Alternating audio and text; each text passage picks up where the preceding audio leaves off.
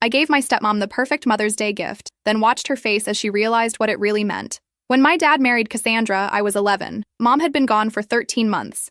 Melanoma that spread faster than anyone expected. One day she was complaining about a headache, and 82 days later I was standing at her grave in a black dress that still had the tags on. Dad waited exactly 1 year before bringing Cassandra home. She worked at his investment firm, client relations, perfect teeth, blonde hair that never moved, the kind of woman who wore heels to other people's barbecues. She makes me happy again, Dad explained, his voice gentle but firm. I need you to try, Emily. So I tried. I helped Cassandra move in, carrying boxes of designer shoes to the closet where Mom's gardening clothes used to hang. I nodded politely when she rearranged our furniture, replacing family photos with abstract art that opened up the space. I even smiled when she transformed Mom's vegetable garden into a meditation patio, because growing our own food is so provincial. For 3 years, I performed the role of grateful stepdaughter. I attended her corporate events, wearing the dresses she bought me. I tolerated her friends who cooed about how mature I was for 14. I kept my grief hidden behind perfect grades and false smiles. Dad didn't notice when I stopped laughing, too busy with Cassandra's social calendar and the new clients she brought in, too distracted by their couple's retreats and wine club memberships. Meanwhile, I slept with Mom's sweater under my pillow until it stopped smelling like her. Cassandra tried, in her way. She bought me expensive birthday gifts, always things she would want. She hosted elaborate dinner parties and introduced me as our daughter to important people who never remembered my name. She even started a college fund for me, making sure everyone knew about her generosity. But when I got my period for the first time, it was Google that taught me what to do. When I had nightmares about Mom dying, it was the family dog who comforted me. The breaking point came during sophomore year. I was cast as the lead in the school play, the first thing I'd felt passionate about since Mom died. Opening night fell on the same evening as Cassandra's charity gala. Obviously, you'll need to skip the performance, she said, not looking up from her phone. The Richardsons are bringing their son. He's at Princeton. Connections, Emily. Dad started to object, then stopped when Cassandra placed her hand on his arm. It's just a high school play, he finally said. There will be others.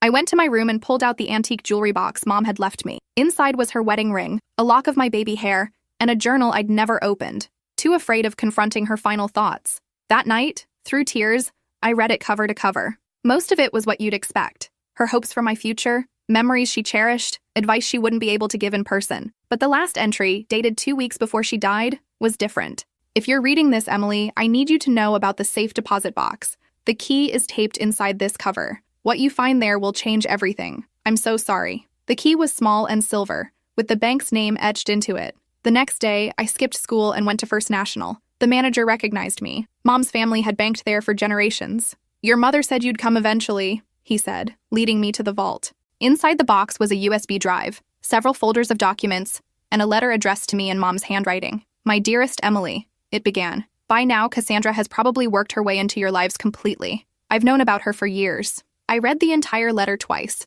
my hands shaking. Mom had discovered Dad's affair with Cassandra 6 months before her diagnosis. She'd hired a private investigator who documented everything: hotel receipts, text messages, photos of them together while Mom was picking me up from soccer practice. The investigator's report was meticulous, spanning months. There were photographs of Dad and Cassandra entering hotels in 3 different cities, screenshots of text messages that made my stomach turn. She's taking Emily to her mother's this weekend. Come over. Can you imagine when we don't have to hide anymore? Sometimes I wish she would just disappear. That last one was from Dad, sent 4 months before Mom got sick. I flipped through credit card statements showing dinners at restaurants I'd never heard of on nights when Dad claimed to be working late, gift receipts for jewelry that never made it to Mom's dresser, a lease agreement for an apartment downtown that wasn't in our family records. But there was more. The files contained financial records showing that Dad and Cassandra had been systematically transferring funds from Mom's family trust, money meant for me, into offshore accounts. They'd been planning this for years, waiting for the right moment. Mom's family had built one of the city's largest investment firms over 3 generations. When she married Dad, he was just a promising advisor with ambition. She'd brought him into the company, mentored him, helped him rise to partner. The trust was her family's legacy, and I was supposed to be its future. I found detailed spreadsheets tracking millions diverted through shell companies, fake client accounts, and manipulated investments. The money moved through a dozen countries before disappearing into numbered accounts. Dad's signature appeared on every critical document. Cassandra's on most. The worst part? Medical records suggesting Mom's unexpected decline might not have been so unexpected. Strange test results. Unusual prescriptions. Toxicology reports she'd commissioned privately when she became suspicious. I started feeling wrong after our anniversary dinner, Mom wrote. Just tired at first, then increasingly ill. The doctors couldn't explain my symptoms. When I began keeping track, I noticed I only felt this way after meals that Thomas prepared specially for me. There were lab reports analyzing hair samples showing elevated levels of heavy metals consistent with long-term poisoning. Results from tests on food samples from our home. Notes from consultations with 3 different medical specialists who all noted the unusual progression of her symptoms.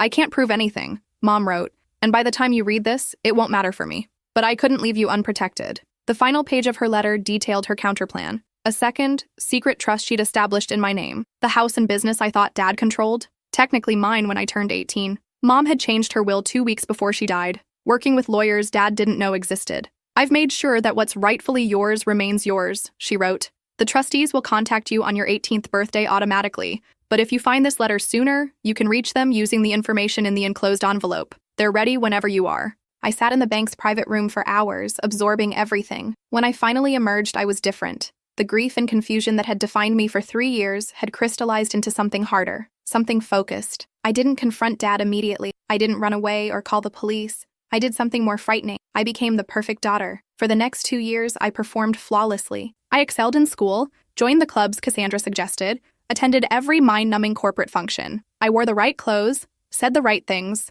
and never, ever let them see what I knew. At night, I meticulously documented their ongoing schemes. Each time Dad mentioned a difficult client or complex investment strategy at dinner, I researched the companies involved, tracking the money through their labyrinth of fake entities. I created my own spreadsheets, building on Mom's work. My bedroom became my command center. I installed a hidden safe behind my bookshelf where I kept copies of everything. I recorded conversations at family dinners, business discussions they had when they thought I wasn't listening. I photographed documents Dad brought home and left carelessly on his desk, trusting that his 16-year-old daughter would never understand their significance. 6 months after finding Mom's letter, I felt ready to contact her trustees. The envelope contained 3 business cards: a forensic accountant, a lawyer specializing in financial crimes, and a retired judge who had been Mom's father's closest friend. I met them at the judge's home on a Saturday when I was supposedly at debate team practice. I told them everything over the phone, but seeing their faces as they reviewed the actual evidence was different. The accountant closed his eyes briefly when he saw the extent of the fraud. The lawyer swore under her breath. The judge looked at me with a mix of sadness and cold anger. "Your mother was one of the finest people I've ever known," he said. "What do you want to do, Emily?" I had spent months considering my options. I could have exposed everything immediately, sending Dad and Cassandra to prison. I could have run away, waiting until I turned 18 to claim my inheritance. I could have confronted them, forcing a painful reckoning. Instead, I chose the path Mom had started: methodical, precise justice. "I want to learn everything," I told them, "about the business, about finance and law, and how to run a company. I want to be ready when I take it all back." The judge nodded, unsurprised. "Your mother said you'd say that. She left instructions for us if you chose this path." For the next 18 months, I lived a double life. At home and school, I was the perfect, accomplished daughter that Cassandra could brag about at parties. But 3 evenings a week, I slipped away to study groups and volunteer work that were actually intensive training sessions with my secret team. The forensic accountant taught me how to read financial statements, detect fraud, and understand the complex web of transactions that kept the family business running. The lawyer educated me on corporate law, contracts, and the specific legal frameworks that would eventually allow me to seize control. The judge introduced me to his contacts in banking, investment, and regulatory bodies, people who had respected Mom and were disgusted by what had happened to her company. Meanwhile, I worked with Mom's lawyers, preparing everything: the trust, the evidence, the plan. I graduated high school at 16, a year early. Dad and Cassandra were thrilled, their prodigy heading to Yale early with a full scholarship. What they didn't know was that I'd also been taking business and finance courses online, learning everything about Dad's company, about the accounts they thought were hidden. "We're so proud of you," Dad said at my small graduation party. "Just family and a few of their close friends. No one from my school. No one who really knew me. You've exceeded all our expectations," Cassandra added, her arm around my shoulder for the photographer they'd hired. "Yale early admission. The board is already excited about your future with the firm." I smiled and thanked them, knowing that in less than 2 years, I would own that board. The summer before college, Cassandra announced she wanted to adopt me legally. "You're my daughter in every way that matters," she said, touching my cheek during a lunch at her favorite overpriced restaurant. "Let's make it official before you go to college." I studied her face, looking for any sign of genuine emotion. There was a certain tension around her eyes, a calculation in the way she glanced at Dad before returning her gaze to me. This wasn't about love. It was about securing her position. An adopted daughter would strengthen her claim to the family business should anything happen to Dad. I smiled and hugged her, whispering that nothing would make me happier. "We should celebrate," Dad said, already signaling for the check. "Maybe a weekend in the Hamptons? We could invite the Prestons. Their son is at Harvard Law." That sounds perfect, I replied, thinking of the file I'd compiled on the Preston's failing software company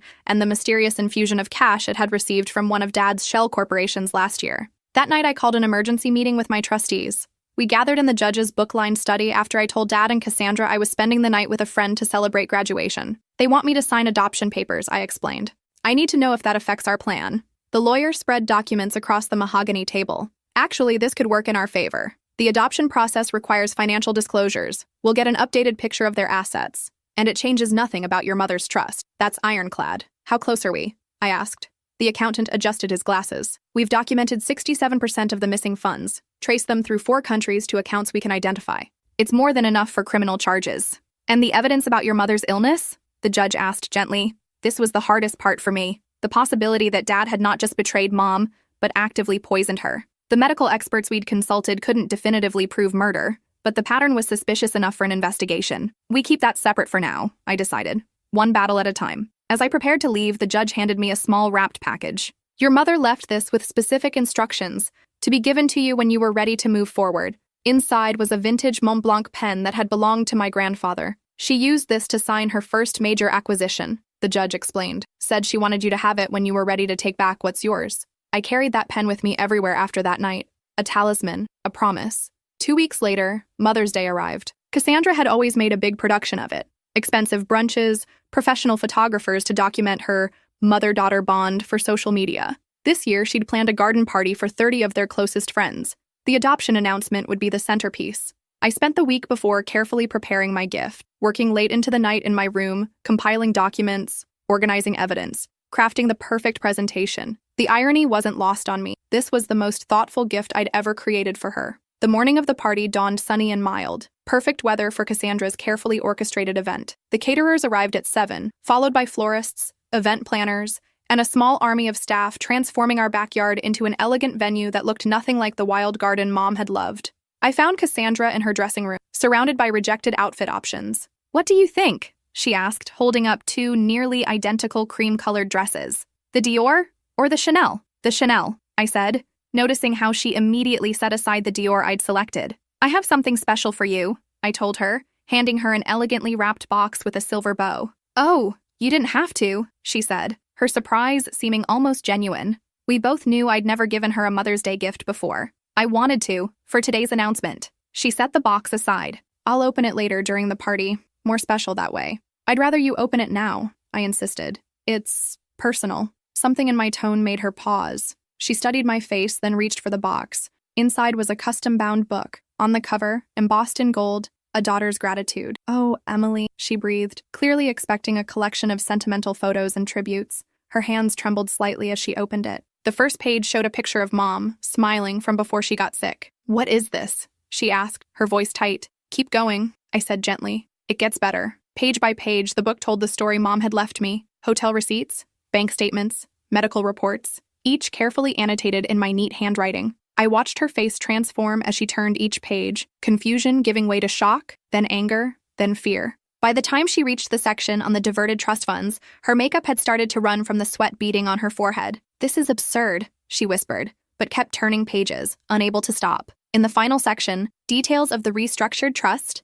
the legal proceedings already in motion, and the meeting scheduled tomorrow with the FBI's Financial Crimes Division. Those offshore accounts you and Dad set up? I said conversationally, perching on the edge of her vanity. They're not as untraceable as you thought. Did you know that 17 countries have signed new banking transparency agreements in the last 5 years? Or that electronic fund transfers leave timestamps that can be matched to your cell phone's location data? Her face drained of color. Your father and I will be very interested in the terms I'm offering, I finished, still smiling as the doorbell rang, announcing the first guests. Much better than prison. She stood, knocking over her mimosa. You ungrateful little... Careful, I whispered. Your guests are watching, and I'm still deciding whether to show them what's in Chapter 3. She glanced down at the book, still open to a page showing her text messages to Dad from the week Mom was hospitalized. Messages complaining about hospital visiting hours interfering with their dinner reservations. What do you want? She hissed, straightening her dress with shaking hands. You're going to go downstairs and host your party. You're going to smile and laugh and be the perfect hostess.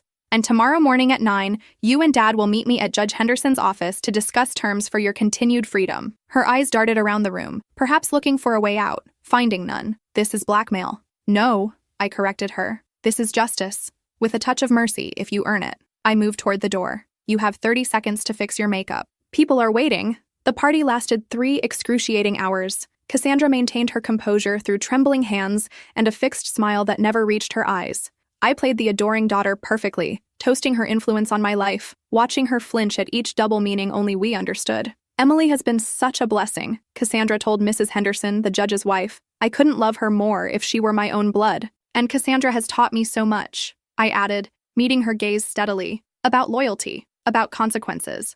Mrs. Henderson looked between us, sensing the undercurrent but unable to place it. Well, you're obviously wonderful for each other. Dad texted that he was running late from his golf game, just as well. His gift was waiting in his office. An identical book, with additional documents specific to his role in the fraud. The guests gradually departed as the afternoon waned, complimenting Cassandra on the lovely event and congratulating me on Yale. I stood beside her at the door, accepting hugs from women who smelled of expensive perfume and insecurity, shaking hands with men who'd known my grandfather but couldn't quite remember my name. Is everything all right with Cass? One of Dad's partners asked me quietly. She seems tense. Oh, she's just emotional about the adoption, I explained. Today means so much to her. After the last guest left, Cassandra disappeared upstairs. I found her 20 minutes later frantically packing a suitcase. Going somewhere? I asked from the doorway. She whirled around, a handful of jewelry clutched in her fist. You can't prove any of this. It's circumstantial. The FBI doesn't think so. Neither does the SEC. But feel free to run. They're expecting that. There's an agent parked at the end of our street. Has been for 3 days. This was a bluff. The authorities weren't involved yet. That was part of the leverage in my negotiation strategy. But Cassandra didn't know that. She sank onto the bed, her half-packed suitcase open beside her. What happens now? Now we wait for Dad. Then we talk terms. Dad arrived an hour later, calling Cassandra's name as he entered. I met him in the foyer, his gift in my hands. Where's Cass? How was the party? He asked, loosening his tie. She's upstairs. And I think you should open this first. I watched the same sequence of emotions cross his face as he paged through the evidence. Unlike Cassandra, he went completely silent, his lawyer's training kicking in even in shock. When he finally looked up, his expression was unreadable. Where did you get all this? Mom left it for me, along with instructions. Something like pain flickered across his features, quickly suppressed. Emily, whatever you think you know, is documented in triplicate and stored in multiple secure locations, I finished for him, including evidence about Mom's health decline that suggests more than just financial crimes. His face went ashen at that. You can't possibly believe that you poisoned her? I don't know. The evidence is inconclusive, but strong enough for an investigation if I choose to pursue it. He closed the book carefully as if it might explode. What do you want? The same thing I told your wife. 9 a.m. tomorrow. Judge Henderson's office. We'll discuss how you can avoid prison. That evening, after the guests left, I found Cassandra sitting alone in the dark of Mom's former garden, surrounded by the sterile white furniture she'd chosen to replace the wildflowers. Why now? She asked, not looking at me. Why wait all this time? I sat beside her, smoothing my dress. Mom taught me patience, and I needed to understand everything first. What do you want? I'd rehearsed this moment for 2 years, imagining satisfaction, maybe even joy. Instead, looking at this woman who'd helped destroy my mother, I felt hollow. Dad transfers control of the company to me through the original trust mechanism. You both resign publicly, but continue as consultants under my supervision. The money you diverted returns to the trust. In exchange, I don't pursue criminal charges. She laughed bitterly. You're 16. You can't run a company. I'm almost 17, with a team of Mom's trustees who've been waiting for this day, and I've been training for it half my life. Dad's heavy footsteps approached across the patio. Cassandra's fingers dug into the armrests. He'll never agree. I stood, straightening the necklace Mom had left me. He already has. Check your phone. While we'd been talking, Dad had found his own copy of my Mother's Day gift. His message to Cassandra was just 3 words. She knows everything. Dad joined us on the patio, his face haggard in the fading light. You didn't have to do it this way, he said quietly. You could have come to me directly. Like Mom did? I asked. When she confronted you about the affair 4 years ago? Or when she questioned the trust disbursements? How did those direct conversations work out? He had no answer for that. The company isn't just numbers on a spreadsheet, he tried instead. It's relationships, client trust. If you force us out, the damage could be already mitigated, I interrupted. Mom's original team is ready to step in. Most of them never trusted you anyway. They stayed out of loyalty to her memory. Cassandra glared at him. You said they were all loyal to you, that you'd secured their support. He lied, I told her. Like he lied about the prenup you signed. The one with the infidelity clause that leaves you with nothing if you divorce. Her head snapped toward him. What prenup? The one I have a copy of, I said. Along with evidence of your continued affair with Ryan Donahue from legal. Did you really think those hotel charges wouldn't show up in the expense audits? The color drained from her face. Dad looked confused, then furious as understanding dawned. You told me that was over, he growled. It is, she insisted, but her eyes darted away from his. Emily is manipulating you. Actually, that's your specialty, I said, standing. I prefer direct approaches. 9 o'clock tomorrow. Don't be late and don't try to leave town. I have people watching the house. I left them on the patio, their angry whispers following me inside. In my room, I called Judge Henderson to confirm our meeting, then emailed the full dossier to my trustees with instructions to release it to authorities if I didn't check in by noon the next day. Sleep didn't come easily that night. I lay awake listening to their muffled arguments down the hall, the occasional sound of something breaking, a door slamming. Around 3 in the morning, I heard a car start and drive away. By dawn, the house was silent. I dressed carefully for the meeting. A conservative suit Mom had bought me for my first academic competition. Her pearl earrings, minimal makeup, professional, serious, older than my years. When I came downstairs, I found Dad alone at the kitchen island, staring into a coffee cup, still wearing yesterday's clothes. Where's Cassandra? I asked, though I already suspected. Gone, he said flatly. Took her jewelry and her car, left her phone so she couldn't be tracked. I'd anticipated this contingency. That complicates things, but doesn't change them. She's not the primary stakeholder anyway. He looked up, his eyes red-rimmed and hollow. You look like her, he said unexpectedly. Your mother, when she was fighting for something. The comparison both warmed and pained me. We should go. The judge doesn't like tardiness. The meeting was brief but comprehensive. Dad, stripped of his usual confidence, signed every document placed before him: power of attorney, transfer of voting rights, resignation letter. Judge Henderson guided him through each step, his voice neutral, but his eyes cold. You understand that these terms are conditional on your cooperation with the financial recovery team? Any attempt to conceal assets or obstruct the process will trigger the criminal complaints we've prepared. Dad nodded mechanically. And the company announcement will follow the script provided, citing family succession planning and a desire to honor Catherine's legacy as reasons for the transition. Another nod. Sign here and here. Initial these pages. When it was done, Judge Henderson slid a final document across the table. This stipulates that you will not contact Emily directly, except through approved channels until she turns 18. All communication goes through my office or the trustees. Dad's head snapped up. What? That's my daughter. You can't sign it, I said quietly, or I release the medical evidence. His hand shook as he signed the paper. When he set down the pen, Mom's Mont Blanc that I'd brought specifically for this purpose, his shoulders slumped with a finality that made him look suddenly old. Can I at least explain? He asked, his voice barely audible. I've read all your explanations, I replied. In your emails to Cassandra, in the memos justifying the transfers, in the statement you prepared for the board last year, evaluating me as a potential future figurehead with limited actual authority. I think I understand perfectly. Judge Henderson ended the meeting, informing Dad that a car was waiting to take him to a hotel. He would be permitted to return to the house next week to collect personal belongings under supervision. As Dad stood to leave, he paused beside my chair. Your mother would be proud, he said, and I couldn't tell if he meant it as a compliment or an accusation. I know, I answered simply. 2 months later, I sat at the head of the conference table in what had been Dad's office. The company transition had been announced as a family succession plan, celebrated with press releases about the youngest female CEO in the industry. Dad remained as a figurehead, controlled by ironclad contracts that monitored his every financial move. He'd kept the house, his social standing, and avoided prison. In return, I received what was rightfully mine, plus his complete submission to quarterly reviews where I examined every aspect of his professional life. The trustees formed my executive team, guiding me through the countless decisions required to stabilize the company after years of Dad's manipulation. I deferred Yale for a year, focusing instead on practical business education at the firm. Cassandra resurfaced in Miami 3 weeks after she fled. The FBI picked her up trying to access one of the offshore accounts we'd flagged. She spent 2 nights in jail before Dad's lawyers negotiated her release in exchange for her full cooperation. She returned to Connecticut under strict monitoring, living in a company-owned condo and working as a client liaison with severely limited authority. The prenup I'd mentioned proved prophetic.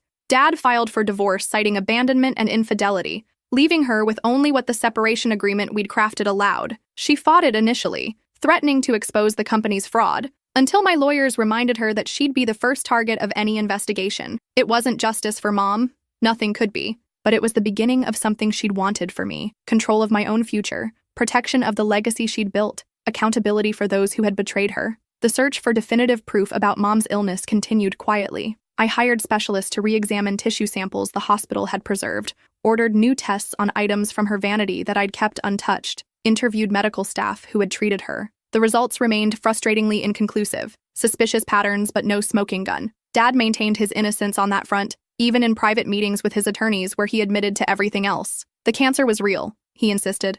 I never touched her medication, never altered her food. I wanted her gone, yes. I'm guilty of wishing her dead, but not of making it happen. I didn't know whether to believe him. Part of me needed him to be guilty of everything. A complete monster whose destruction I could pursue without reservation. Another part desperately wanted this one line to remain uncrossed, preserving some tiny fragment of the father I'd once loved. The company flourished under new management. We unwound Dad's complicated schemes, recovered most of the diverted funds, rebuilt client relationships damaged by his shortcuts. I worked 16-hour days, sleeping on the office couch more often than at home.